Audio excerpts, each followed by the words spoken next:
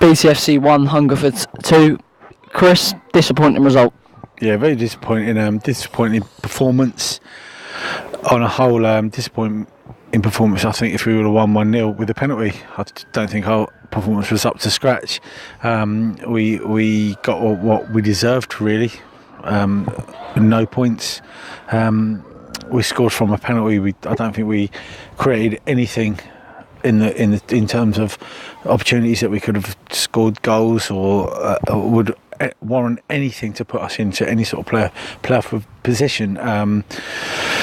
The referee you'll ask me about, 6, 7 out of 10. Not a bad ref. We're not playing the ref today, to be honest. We're just playing ourselves. And I just thought the tactics and the team performance weren't that great from the midfield as a whole. So it's quite disappointing, to be honest. No desire or intensity today from the midfield either. It seemed like we're very strong in defence, whereas Paul Rooney, he's been quite he's been very unlucky not to start or have any sort of starting chances at the moment, and with Charlie not being in there as well, it shows you the strength and depth that we've actually got, which is more frustrating, to be honest. But I think we're looking at trying to create more chances. It doesn't matter if we've got Jake up there, if Ross is starting, if someone's not. If you don't create chances, you're not going to score. And I just think today was a game which was completely devoid of chances and skill.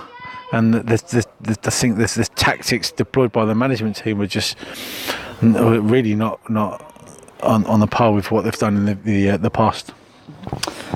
Well, looking on to the future now, it always seems to happen every season. The biggest game is Dulwich next.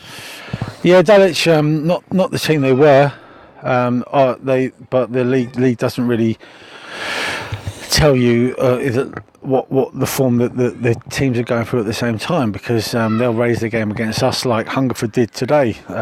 We've picked up 1 point out of 15, and that is absolutely despicable, and I don't think that's the best form going into any sort of league. But we will try to win that game against Dulwich. We try to get back into that playoff place, but at the same time, if we don't make the playoffs, we've still had a good team.